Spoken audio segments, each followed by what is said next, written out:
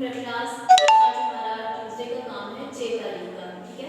आपने देखिए English reading पे करना है, पेज नंबर 2 हमारा स्टार्ट हो गया। पेज नंबर 2 पे हमने वही उसी तरह सेम पैटर्न इट इज़ आ और इट इज़ एन से शुरू करेंगे। देखिए ये सबसे पहले it is a quilt, it is a rope, it is a snail, it is a tap, ठीक है।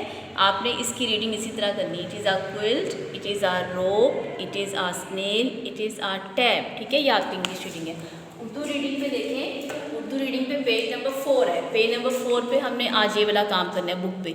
ऐसे हरूफ लिखिए जिनमें नुक्ते ना हो। ये देखिए अलिफ, हे, दाल, रे, सीन, स्वाद, तोए, आइन, काफ, गाफ, लाम, मीम, वाव, हे, छोटी है बड़ी, ठीक है। ये सब ऐसे हरूफ हैं जिन पर नुक्ते नहीं हैं। इस्लामिक स्टडीज़ पे देखिए, इस्लामिक स्टडीज़ पे आपका आज क्वेश्चन शुरू हो गया। पेज नंबर 6, पेज नंबर 6 पे आपका क्वेश्चन है हु इज़ आवर लॉर्ड।